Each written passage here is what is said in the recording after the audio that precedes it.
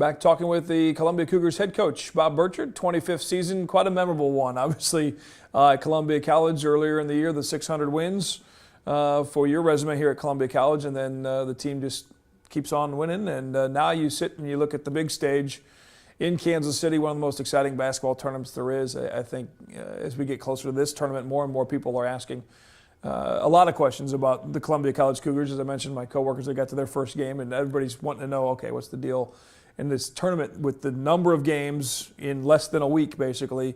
There's nothing else like it. Well, it's billed as college basketball's toughest tournament, and I think in a lot of ways it is. For these reasons, number one, you take 32 teams all to one site. And a little bit different than the NCAA tournament. They've got twice as many teams to get started, so you're almost already, basically into the second round. There are no, really bad teams. Every team that makes it is championship caliber. You play 5 games in 6 days to get to the end, which is a challenge in itself. The format in the first couple rounds is 8 games in a day, and so you don't have a normal warm-up period. You don't ever get to practice on the arena floor. You actually get 8 minutes of warm-up time on the floor you're going to play on before the game starts, which is very different. Right. In that first round of games, they cut halftime down to 10 minutes instead of 15. And so there's just a lot of things going on that are different than your normal setting. And the teams are good. And so it really is a tough tournament. And I think it helps if you're experienced, that you've been through it before, you've had that the setting is not going to be unusual to you. I think it helps if you can play at the rim because it is a big arena. Mm-hmm. We don't typically play in 10,000 seat arenas, right. And so that's a little bit different setting. And it's kind of an old athletic setting, when the lights get bright. Yeah. And all of a sudden you're in the bright lights, and you need to be focused, you need to be calm, you need to be experienced and ready to go. I think this field this year is one of the deepest in recent memory. When I look down the list of schools and teams, I don't see anybody that I would say, man, I would really like to have that draw. Give you an example, Concordia, last year's national champion, didn't quite have the year that they've had in past years, came through their conference and won their conference tournament. So somebody's going to play last year's national championship team as a lower seed, right. and so that's unusual. And so we expect a great event. And I do like in our bracketing, Cosmo, our time slot.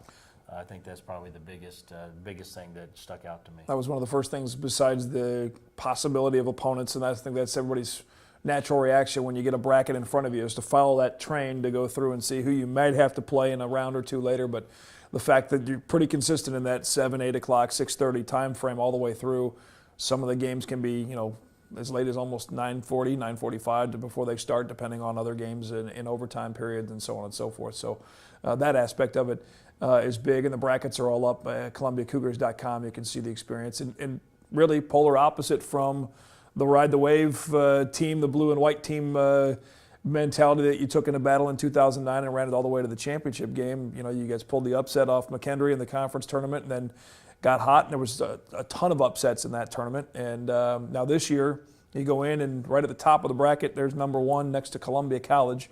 And you mentioned the time of the draws. You don't get necessarily an easy draw for being the number 1 seed because Oklahoma City is your first opponent, and that's a school that's won 5, 6 national championships as recently as back-to-back in 07 and 08. Well, the one thing that my wife Faye said immediately when she saw the bracket was, "It's not hard to find you." And I thought that was really nice. Yeah. We're right there. We didn't have to search for our name, which is good. When we were talking about the time slot, the 7 o'clock in that time period is a very normal game time, and so I do like that. So our pre-day preparation can be very normal, and it really holds true through the bracket. So I really do like that spot. I like it for our fans because it'll be an easy game to get to in terms of workday and those type issues. So I'm really happy about that. And I know Kim, sorry to interrupt you, but Kim Kliegel, I know will, on the website, there's fan buses that'll make a trip pretty much for every single game. So depending on the start time of the game is when the bus will leave, but right here from Southwell Complex, and the details on that is all on ColumbiaCougars.com. Thanks, and we've already had people signing up, and that's always a great time. I think people love those bus trips and the entertainment that goes along with it. Oklahoma City is a storied NAI basketball program, really a storied basketball program in the NCAA as well. They have won 6 national championships. We've faced them twice and come on the short end both times. They kind of stunned the Sooner League in which they play in, came through their tournament and won it. They really weren't on the radar, to be honest with you. They were kind of 5th and 6th in their league and just really put together a great tournament run. So they're feeling good about themselves. Sure. and excited about winning the championship. One of the unique things about the NAI is that we don't always play everybody across the region. We were scheduled to play Oklahoma City in the regular season and start a series with them all the way up until late into the summer. And one reason or another, we lost that game, and the game fell through, and we had to replace it. And I tell you, there's always irony involved.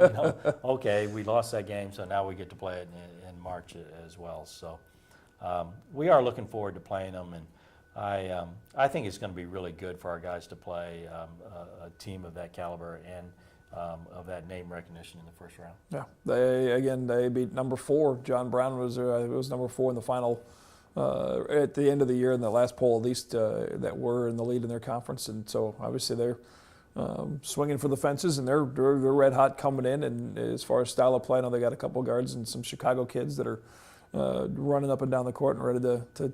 Everybody's got the bullseye circled on any team with a number next to them, especially. But any team that's coming in at 33-0, that's that David versus Goliath mentality to knock off that number 1 team. Well, people have asked a lot about that. Really, probably the last month and a half, Cosmo. And when we were 17-0, that was the longest win streak in school history. So everybody's wondering if you can beat that. And then right in that same time period, we got to be number 1 team in the nation, and that had a bunch of buzz about it, and we kind of survived that. And then we were headed towards the perfect regular season, and we got that. And so we've had these these kind of pressure points, I guess, throughout our season. So I don't think this is really any different. Somebody again asked me earlier the very similar question. Gosh, Coach, don't you have a lot of pressure if you're 33-0, and what would happen if you would lose the first round of the national tournament? And I said, well, then you're 33-1. Yeah. I mean, come on, it's right now you play hard, you play loose, you do what you've done, and try to get to where I've been talking about actually with our guys, and that is to be March 13 good. Mm-hmm. Let's get to the point where you're at your highest level at the most critical time of the year. The opening day of the national tournament at Municipal Auditorium in Kansas City, and as that person said, you'd be 33-1, and this 33-0 run would be something that these guys will have forever, and just an unbelievable squad. And now you're 5 wins away from that ultimate destination, which would be to cut down another set of nets like you were able to do here for the second year in a row at Southwell Complex. And that's always a special moment. I know you've told the story a couple different times over the years, and then it was quoted in the 2 papers in town here with the first team you had here at Columbia College, with the team that beat the record for wins, and where you enabled them to cut down the nets, even though they weren't advancing in any postseason tournament at that point. That's kind of a basketball tradition, and climbing that ladder and being up at rim level and cutting down a net is, I think, something that's very special. I really thought several things after the conference tournament championship game struck me. Number one, how our players celebrated with the fans first. The immediate thing they did was ran to our student section and just joined in, and I thought that was really special. I really thought it was special 24 hours earlier when all of our guys were in the middle of the fan section cheering on our women's championship team. And when I watched them do that, I thought our chances are pretty good. If they're into it that much, then you know they're going to be interested for our game. And then just to see the celebration of friends and family being together, in a happy moment. And those are things that you carry with you for a long time. And I'm very glad that this team got to experience it. And you mentioned the women's team the night before on Monday night, and obviously revenge in their hearts from the year ago. What a rivalry that is on that women's side between William Woods and Columbia College, as those two teams have shared the title back and forth the last 4 years, and Woods won it the year before. And I know especially for Julie Teeple, what an honor it was and a privilege for her. She mentioned after the game she was just still couldn't believe the fact that they got it, especially the way the game went when they were down by 11 or 12 and they had to rally back and win. But for her to be able to finish a great career here at Columbia College by climbing a ladder and cutting down a net was a pretty special deal. And to get over that 1,000-point mark on the same game was awesome. You know, we've talked about Julie many times as being the prototypical Columbia College student athlete. And it's nice that people like her get rewarded with that type of celebration. The bottom line in athletics is one team wins and one team loses. That game was particularly exciting because our team had to come back from quite a deficit in the second half. And they avoided the disappointment that they had the year previously. I think the previous season championship game, Heather English had kind of a tough game, and it was nice to see her come back and make amazing plays in the next year. And that's what athletics is about. It's about great joy, it's about great disappointment, but it's also about continuing to improve. And I think all that played out in that series over 2 years. Most definitely did. And the women Columbia College squad with Mike Davis, they'll be playing in Kentucky. They've got a Wednesday game, and their game's an earlier. I think it's 10:15 is the start time, I believe, 10:15 or 10:30 in their first game against Shawnee State out of Ohio. And again, the brackets for both the women and the men on ColumbiaCougars.com, as well as the fan bus information for trips to any of the games at Kansas City at Municipal Auditorium if you want an opportunity. Kim Kliegel and all the details there on the website. Congratulations on an amazing season. 5 more to go. We'll click them off one at a time. We'll just take them one at a time, and we'll see you in Kansas City.